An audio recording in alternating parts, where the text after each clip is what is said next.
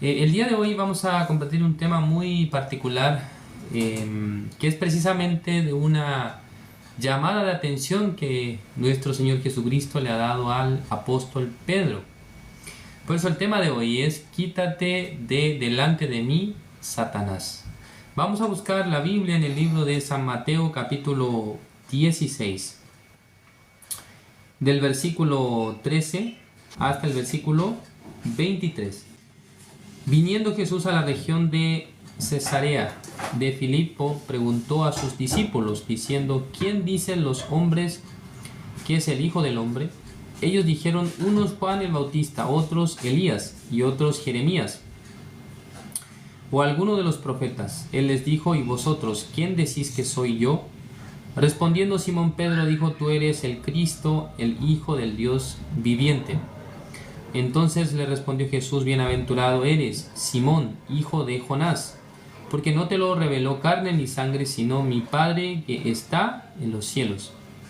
Y yo también te digo que tú eres Pedro, y sobre esta roca edificaré mi iglesia, y las puertas del Hades no prevalecerán contra ella. Y a ti te daré las llaves del reino de los cielos, y todo lo que atares en la tierra será atado en los cielos, y todo lo que desatares en la tierra será desatado en los cielos. Entonces mandó a sus discípulos que a nadie dijesen que él era Jesús el Cristo. Desde entonces comenzó Jesús a declarar a sus discípulos que le era necesario ir a Jerusalén y padecer mucho de los ancianos, de los principales sacerdotes y de los escribas, y ser muerto y resucitar al tercer día. Entonces Pedro, tomándole aparte, comenzó a reconvenirle, diciendo: Señor, ten compasión de ti, en ninguna manera esto te acontezca. Pero él, volviéndose, dijo a Pedro: quítate de delante de mí, Satanás. Me eres tropiezo, porque no pones la mira en las cosas de Dios, sino en las de los hombres. Hasta el versículo 23 he leído. Nos hace entender que la vista de Jesús es distinta a la nuestra. Hay una cosa que en la Biblia, mientras nosotros vamos leyendo, podemos distinguir: es que la vista de Jesús, de Dios, y nuestra vista son distintas. Por ejemplo, cuando nosotros vemos más atrás, o más adelante, podemos decir, o sea, capítulos anteriores, aparece una escena donde la hija de un hombre principal entre los judíos llamado Jairo muere, ciertamente muere. Pero Jesús, cuando llega al lugar, de camino, una mujer que tenía flujo de sangre durante 12 años, y toca su manto y se cura de este azote, dice. O sea, recibe la salvación. Dice: tu fe te ha salvado. Jesús le habla de esta forma. Pero luego, cuando llega a la casa de Jairo, estaban velando a su hija, quien había muerto. Pero el Señor Jesucristo, mirando la escena, él dijo: no está muerta, sino que duerme. Entonces todo el mundo empezó a burlarse de Jesús. Y mira, él no sabe nada. Nosotros ya hemos tomado el pulso de la niña, es decir, que ya está muerta. No hay nada que podamos hacer. ¿Cómo no vamos a poder distinguir entre una persona que está muerta y una que está dormida? Hay una diferencia.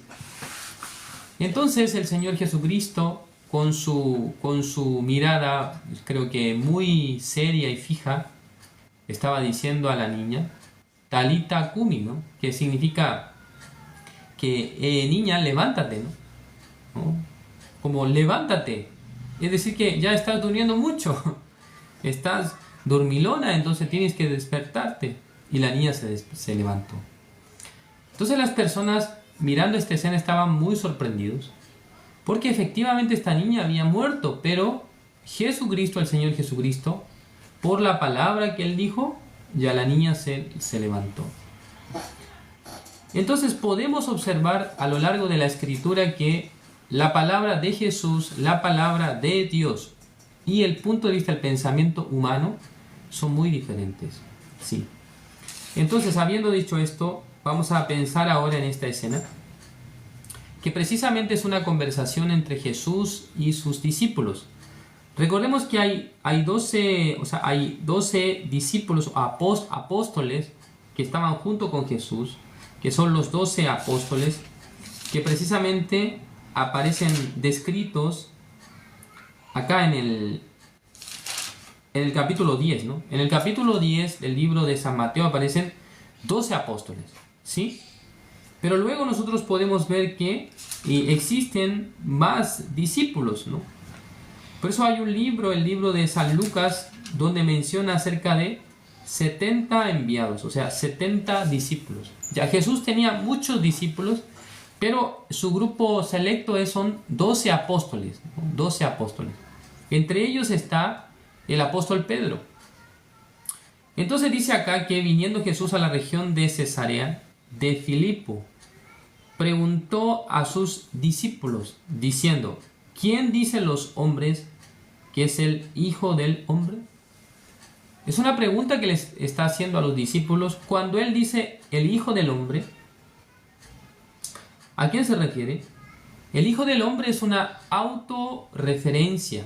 En el libro de Ezequiel varias veces aparece este término, Hijo del Hombre, ¿no? Así está escrito, ¿no? Hijo del Hombre. Entonces, nuestro Señor Jesucristo es el Hijo del Hombre. Preguntó a los discípulos, ¿quién dicen los hombres que es el Hijo del Hombre? Aparece todo con mayúscula, Hijo y también Hombre. No está hablando cualquier persona, está hablando acerca de Jesús. Entonces dice que algunos de los discípulos escuchaban las murmuraciones, los comentarios de la gente. Entonces algunos decían, creo que es Juan el Bautista, otro, Elías, el gran, o sea, profeta de Dios del Antiguo Testamento, otros Jeremías, o alguno de los grandes profetas. Versículo 15, él les dijo, ¿y vosotros? ¿Quién decís que soy yo? O sea, ahora, anteriormente habló en tercera persona, ¿quién es el Hijo del Hombre? Pero después cambió, y el tono también, ¿quién decís vosotros que soy yo? Entonces los discípulos que estaban mirando esa escena pensaron, ¿quién es él? No supieron qué responder. Pero de repente en la mente de Pedro llega una respuesta. Versículo 16. Respondiendo Simón Pedro dijo, tú eres el Cristo, el Hijo del Dios viviente. Que es una confesión muy importante porque el Cristo se refiere al ungido de Jehová. Es el hombre que todos los profetas y la ley han predicho. Todos los profetas han profetizado. Todo el Antiguo Testamento está hablando acerca de la venida del Mesías, del Cristo. Entonces, cuando Pedro da esta respuesta, entonces Jesús no es que lo alaba a Pedro, sino que le hace entender cómo es que ha llegado esta sabiduría en él, cómo ha llegado este entendimiento en él. Versículo 17 dice, entonces le respondió Jesús, bienaventurado eres Simón, hijo de Jonás, porque no te lo reveló carne ni sangre, sino mi Padre que está en los cielos. No te lo reveló carne ni sangre, sino que mi Padre que está en los cielos. Ya vamos a ver un ejemplo. Ustedes pueden ver esto. ¿Saben lo que es, no? ¿Saben lo que es? Todos saben, ¿no? Voy a tomar. Esto es una taza, ¿no? O bueno, mi esposa le llama vaso. Ella tiene distinto nombre, ¿no? Para algunas cosas. Entonces esto es un vaso o una taza. Entonces, ¿qué es lo que tiene adentro? No puedo voltearla mucho si no va a caerse. Tiene agua, ¿no? No alcanzan ustedes a verlo, ¿no? Tiene agua. Es agua fría porque la verdad es que, o agua, digamos, a temperatura ambiente, porque la verdad es que hace bastante calor. Entonces, esta taza a veces yo la lleno con agua, pero hay días que está un poco más frío o que tengo un poquito afectada la garganta. Entonces le pongo agua caliente y también hago un té, o pongo a veces azúcar o endulzante, o a veces solo el té sin nada. Entonces esta taza tiene la capacidad de, digamos, de mantener o digamos de recibir dentro de ella un contenido.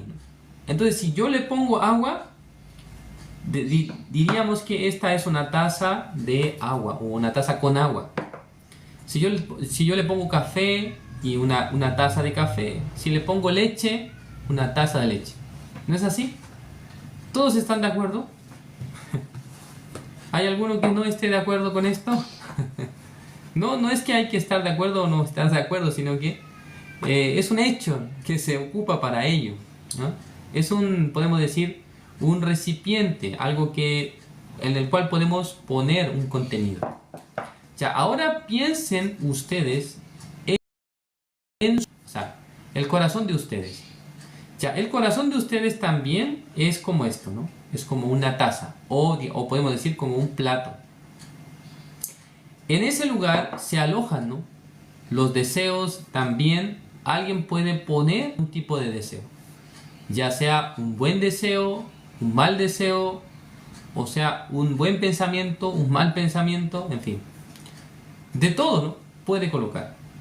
Entonces lo que ha hecho Jesús, lo que le ha enseñado al apóstol Pedro es que esto no ha salido de ti, porque dice que ni carne ni sangre te lo reveló, dijo. No es que por la sabiduría tuya o por alguna capacidad intelectual propia tú has tenido este entendimiento, sino que desde el cielo Dios ha derramado gran conocimiento y sabiduría a tu persona. Por eso tú has dicho esto. No ha salido por ti, sino que Dios te lo ha revelado. Dios ha puesto en tu mente, en tu corazón, este entendimiento, este conocimiento.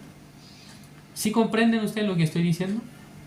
Entonces está diciendo que Pedro no es el autor de estas palabras, sino que Dios es quien había puesto en el corazón de Pedro estas palabras. ¿Ustedes entienden lo que digo? Entonces, ¿por qué es importante entender esto? Porque el desarrollo de esta historia precisamente se enfoca en esto, en pensar que nuestro corazón es una especie de recipiente que tiene, ¿cómo decir? La facultad, podemos decir, de aceptar o de recibir cierto tipo de influencias, cierto tipo de pensamientos. Entonces, vamos a leer un poco más abajo el versículo 18. Y yo también te digo que tú eres Pedro, dice, y sobre esta roca edificaré mi iglesia, y las puertas del Hades no prevalecerán contra ella. Ya, acá nosotros tenemos que basarnos en la primera explicación que que Jesucristo le da al apóstol Pedro, donde le dice, ¿qué cosa le dice? Que en realidad no ha sido él hablando, sino Dios le ha revelado en su corazón. Cuando nos basamos en el versículo 17, ahora el versículo 18 dice, y yo también te digo. Ya cuando dice, y yo también te digo, es decir que antes le había dicho algo también, ¿no? Porque también es algo añadido. Entonces, y yo también te digo, está queriendo mencionar que en realidad, en ese momento, nuestro Señor Jesucristo no está hablando por sí mismo, sino que como si fuera que la palabra de Dios está saliendo de la boca de Jesús. ¿Sí entienden lo que digo? Ya, esto es algo que tenemos que entender bien, porque este versículo generó mucha confusión, principalmente en cierta iglesia, que menciona a Pedro como la roca sobre la cual se edifica la iglesia. Y esto es un error doctrinal basado en este versículo, que en realidad por no percibir bien la enseñanza, por no comprender bien el relato, alguien se confunde. Porque cuando dice, y yo también te digo, cuando dice esta palabra, está hablando en el nombre de Dios. Y yo también te digo, Dios también te dice a ti, Pedro. Así como te reveló que Jesús es el Cristo, también yo te voy a decir otra cosa. ¿Qué cosa le dice? Que tú eres Pedro y sobre esta roca, ¿sí? Esta roca se refiere al Cristo. Jesucristo es la roca. Entonces, está hablando Jesús por la palabra, o sea, por su boca, pero la influencia de estas palabras está saliendo mediante Dios. Así como Pedro habló con su boca, pero esto no fue de él, sino que fue de Dios, también ahora de parte de Jesús habla de la misma manera. En vez de Jesús hablando, es Dios hablando y luego diciendo que esta es la roca, dice, sobre esta roca edificaré mi iglesia. ¿Sí entiende lo que digo? Ya Jesús está hablando como si fuera en tercera persona, pero es lo mismo que al principio. ¿Quién dice los hombres que es el Hijo del Hombre? Sí, Jesucristo es el Hijo del Hombre, pero él mismo está diciendo como si estuviera hablando de otro, ¿no? Entonces, por este mal entendimiento, las personas piensan que, o algunas personas piensan que Pedro es ¿quién? Que Pedro es la roca o la piedra de la iglesia, en la cual se sustenta la iglesia. No es así. La roca que menciona acá es Jesucristo. O sea, sobre el Señor Jesucristo está fundamentada, ¿qué cosa? La iglesia. Por eso que el apóstol Pablo, cuando estaba explicando en el libro de Primera de Corintios, vamos a ver, capítulo 3, el versículo,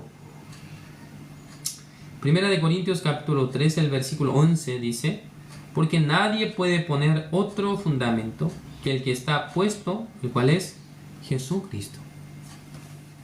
Ya, el fundamento de la iglesia, hermanos, sobre lo que está fundada la iglesia es sobre Jesucristo. Es la roca.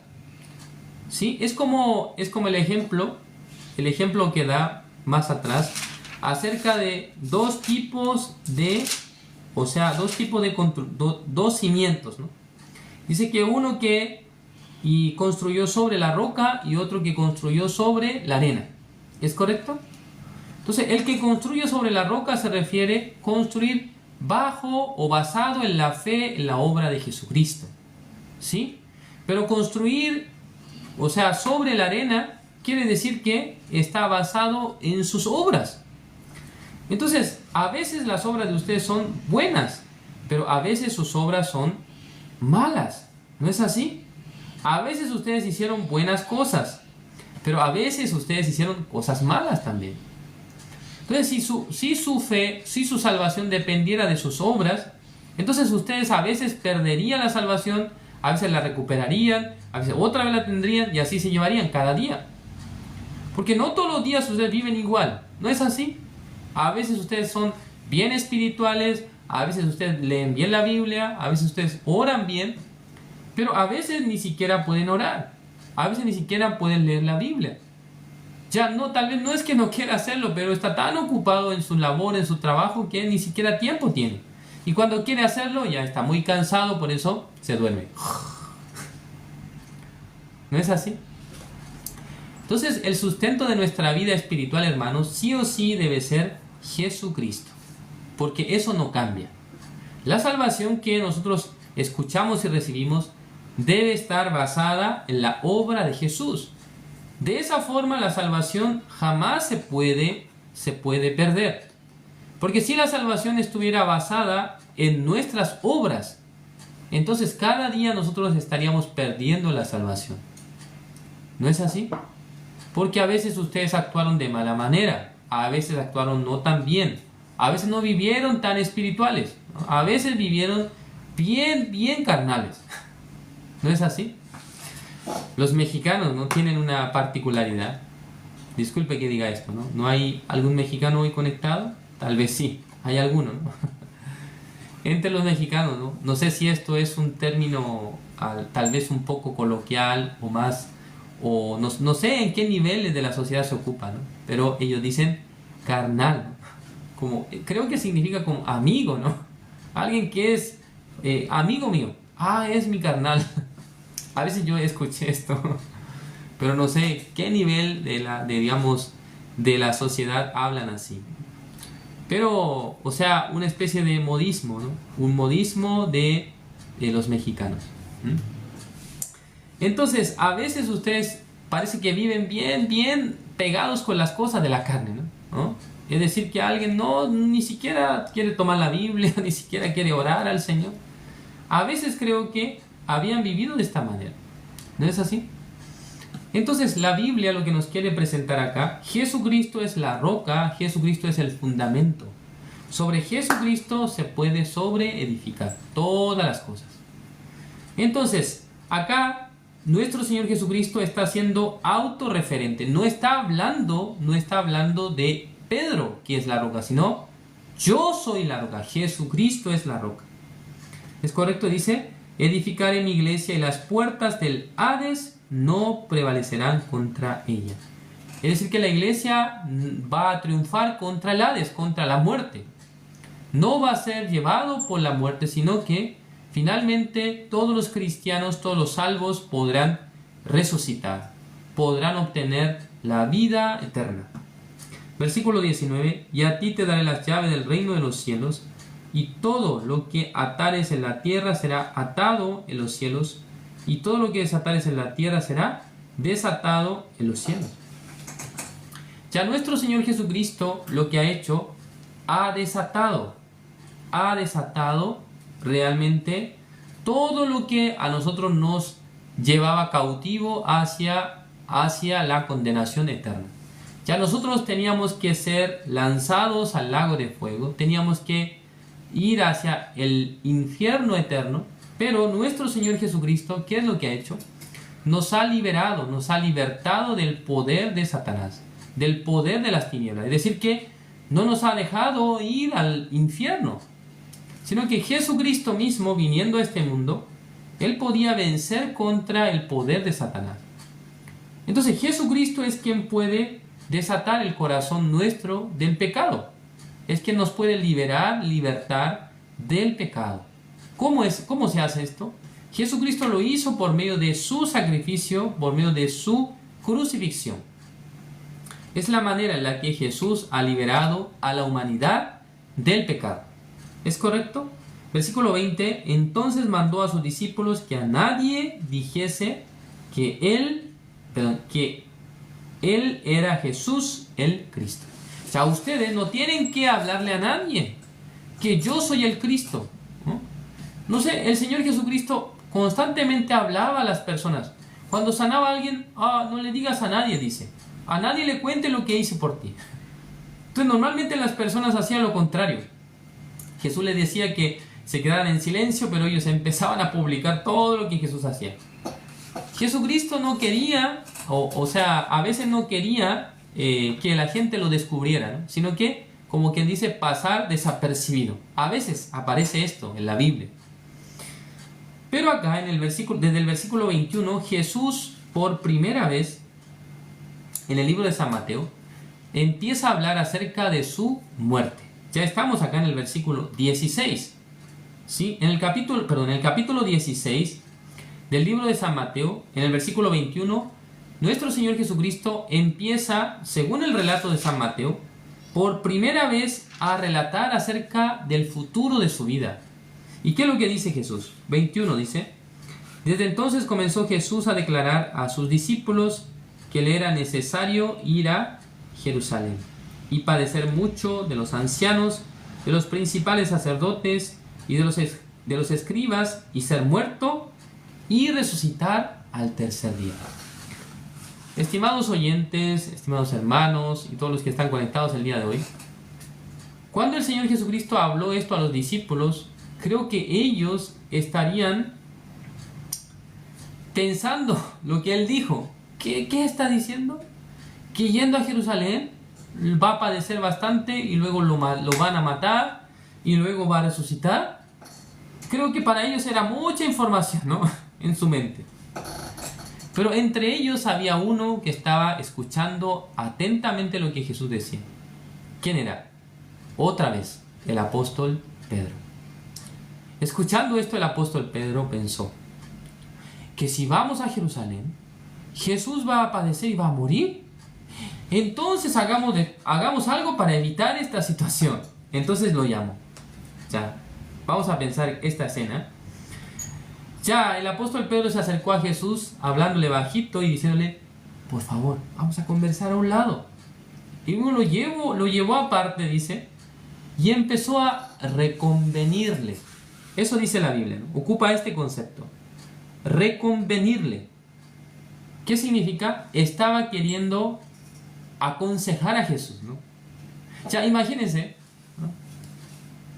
Imagínense, el apóstol Pedro quiere aconsejar al Señor Jesucristo. Hey, Señor Jesús, ¿usted quiere irse a Jerusalén y morir? ¿Y luego nosotros nos quedamos aquí solos?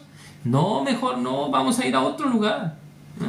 No es necesario. Si ya sabe usted que va a padecer en Jerusalén, vamos a otro lugar. ¿Qué dice acá? Ten compasión de ti. En ninguna manera esto te acontezca. O sea, en ninguna manera que mueras y luego que resucites. No es bueno esto. En ese momento Jesús, creo que la Biblia no tiene imágenes, pero yo puedo imaginarme los ojos de Jesús, ¿no? Como ojos de fuego. Los ojos de fuego. Mirando a Pedro. Quítate de delante de mí, Satanás. Oh, ¿qué pasó? ¿Dónde está Satanás? ¿No? ¿No? A Pedro le dijo, quítate de delante de mí, Satanás. Uy, Dios mío, ¿no? De repente, una palabra que aparece con símbolo de, o sea, con signo de exclamación. ¿Sí? En sus Biblias también aparece con signo de exclamación. Quítate de delante de mí, Satanás. No sé con qué tono de voz le dijo, con tono grave, o no sé, la voz de Jesús era más aguda, pero creo que con un rostro muy serio. Quítate de delante de mí, Satanás. No sé cómo le habrá dicho Jesús, ¿no? Pero es una palabra muy fuerte, muy dura, porque el que está delante de Jesús es Pedro. No es Satanás, es Pedro. Pero qué interesante la Biblia, porque hace unos versículos atrás Jesús le dijo a Pedro, bienaventurado eres Simón, ¿no? Porque no te lo reveló carne ni sangre, sino mi Padre que está en los cielos. Ya vamos a contar, ¿no? Esto fue en el versículo 23, Jesús le dice, quítate de delante de mí, Satanás. Entonces, 1, 2, 3, 4, 5, 6. ¿No? Hace 6 versículos atrás, Jesús le ha dicho a Pedro, bienaventurado, porque no te lo reveló carne ni sangre, sino mi Padre que está en los cielos. ¿Es correcto? Pero 6 versículos después, quítate de delante de mí, Satanás, diablo. ¿Ya por qué dice? Porque no pones la mira en las cosas de Dios, sino en las de los hombres. Ya pareciera que Jesús estaba equivocándose, ¿no? Porque a Pedro le dijo que esto ha salido de Dios. Y luego a mismo Pedro le dijo, ay, de ti ha salido el mismo diablo, ¿no? Satanás. Ya, ¿por qué estoy haciendo énfasis en esto? Porque el corazón del hombre es como un vaso, como un plato. En el corazón de ustedes, estimados oyentes, a veces, viene la sabiduría de Dios, viene la revelación de Dios. Pero en cierto momento, en ustedes también trabaja Satanás. Es decir, que Satanás pone en ustedes un buen pensamiento. ¿Sí me entienden, no? Ya, ¿el pensamiento que Pedro tuvo era bueno o era malo? Ya, por favor respondan en todas las plataformas que estamos conectados. Todas están habilitados para poner comentarios. ¿El pensamiento de Pedro era bueno o era malo? Pedro, ¿qué es lo que estaba haciendo? ¿Qué es lo que estaba haciendo Pedro? Quería cuidar la vida de Jesús, ¿no? Quería cuidar la integridad de Jesús. No, Señor, no es bueno que esto le pase a usted, ¿no? Ten compasión de ti. Pero en ese momento pareciera que Jesús se ha transformado, ¿no? De una cara apacible, calma, a una cara de molestia. apártate de mí, Satanás, quítate delante de mí, Satanás. No pones la mira en las cosas de Dios, sino en las de los hombres. Es decir, que el corazón de Pedro fue influenciado profundamente por el pensamiento de Satanás. Es algo increíble, ¿no? ¿Por qué razón? Ya vamos a pensar ahora. Vamos a pensar desde el ángulo de Satanás, como si estuviéramos jugando ajedrez. Vamos a pensar que Satanás está moviendo las piezas y en este caso Dios está moviendo las piezas, ¿no? O sea, desde el ángulo de Satanás, si él está planeando ganar la partida, si está planeando ganar este juego, entonces él quiere realmente anular la jugada de nuestro Señor Jesucristo. Entonces, para vencer a Jesús, tiene que hacer que Él no muera. Tiene que hacer que Él no vaya a la cruz, tampoco que Él vaya a resucitar. ¿Por qué razón? Porque si Jesús muere, qué lástima, Satanás pierde. ¿Es correcto? Si Jesucristo muere en la cruz, entonces Satanás pierde la partida. Pero si Jesús muere y luego resucita, Jesucristo es quien gana. ¿Entienden ustedes? Entonces Satanás aprovecha el momento, el tiempo exacto para engañar al apóstol Pedro. Pone su plan, su pensamiento. Pero el apóstol Pedro, quien es una persona que ignora acerca de ello, no puede distinguir. Habitualmente en nuestra vida, hermanos, llegarán muchos pensamientos, ideas, planes, pero a veces ustedes deberían considerar.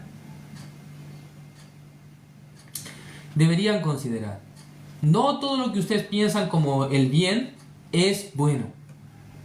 Repito, no todo lo que nosotros pensamos como bien es bueno. Sino que a veces ustedes deben distinguir que Satanás tiene la manera de poner buenos pensamientos en el corazón de ustedes. No solamente pensamientos malos o pensamientos, o sea, de maldad, sino a veces también en ustedes pondrá una buena intención. Pero no deben pensar así simplemente que esto será bueno. Por eso el apóstol Pedro era una presa fácil para Satanás. ¿Por qué? El apóstol Pedro fue una persona demasiado impulsiva.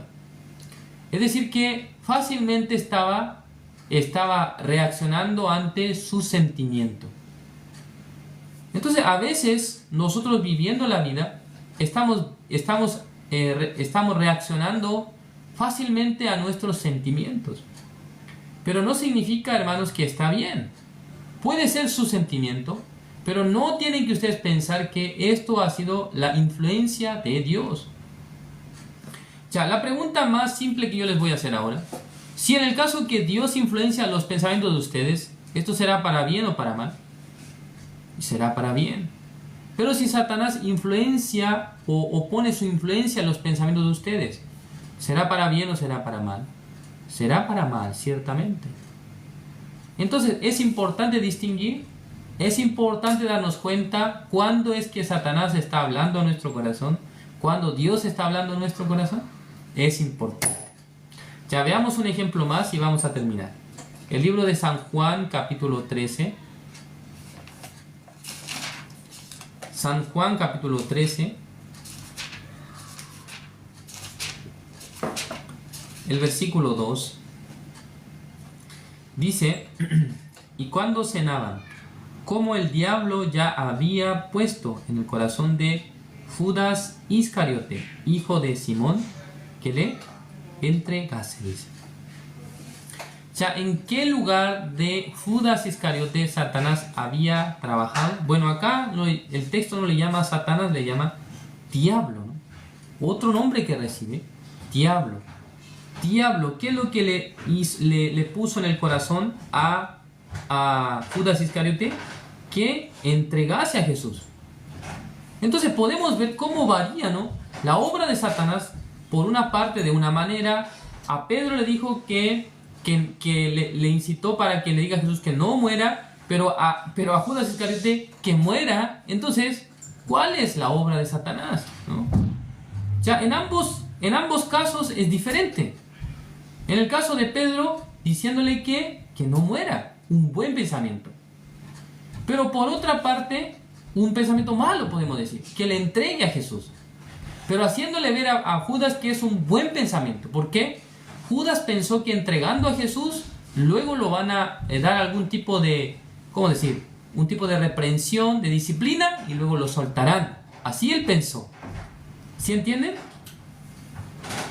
Entonces, hermanos, de verdad, ustedes cuando leen la Biblia deben entender, no solo los malos pensamientos que surgen en ustedes son influenciados por Satanás, sino que muchas veces en ustedes un buen pensamiento, una buena intención, también está siendo manipulada, está siendo, está siendo trabajado o digamos controlado por Satanás. Por eso en la vida de creencia nosotros necesitamos dos cosas. ¿Cómo se llama esto? Arrepentimiento y la fe. O sea, ¿de qué nosotros normalmente debemos arrepentirnos? De nuestros propios pensamientos. Muchos pensamientos que nosotros aceptamos diariamente, no sabemos cuál ha sido su procedencia, sino que fácilmente aceptamos que son nuestros. Entonces, bueno, es mi pensamiento, ¿qué problema habrá? Pero deben saber ustedes, estimados hermanos, que en la fuente de nuestros pensamientos hay dos posibles influencias. Una es la influencia del Espíritu de Dios. Siendo un cristiano salvo, ustedes también tendrán dos fuentes de pensamientos. Una fuente que es la fuente que emana de Dios y otra fuente, la fuente que emana de Satanás. Por eso si puede distinguir, podrá exactamente, podrá decidir correctamente. Pero si no sabe cómo distinguir, en ese momento es cuando ustedes deben pedir la guía. Deben ser guiados. Deben recibir el consejo. ¿De quién? De la iglesia, estimados hermanos. De la iglesia. Debe recibir el consejo. Hay algunos asuntos que para ustedes son demasiado difíciles de resolver. Entonces, pidiendo el consejo, a veces pueden preguntar. ¿Sí? O bien, mientras usted lee la Biblia, mientras usted medita en la palabra de Dios, Dios también a nosotros nos da la respuesta. Nos da la palabra. ¿Sí comprenden? Por eso, ustedes deben considerar los pensamientos que salen de ustedes pueden traer o pueden venir desde dos ángulos, desde dos direcciones. Uno, 100% viene de Dios. Dos, 100% es el pensamiento de Satanás. ¿Comprenden? Sí. Así funciona, ¿no?, el mundo del corazón del hombre. Si ustedes aprenden a distinguir esto, creo que en muchas oportunidades, en muchos casos, ustedes podrán realmente ser exitosos, ¿no? Podrán resolver de buena manera algún tema, algún asunto. Pensando, ¿no?, profundamente delante de Dios. A Dios, ¿cómo quiere que yo haga esto? A Dios, ¿en qué lugar quiere que yo trabaje? A cómo yo tengo que hacer en esta ocasión o en esta otra ocasión. Pensando, ¿no?, meditando en la palabra de Dios. Creo que Dios a ustedes les dará sabiduría y manera cómo podrán y avanzar.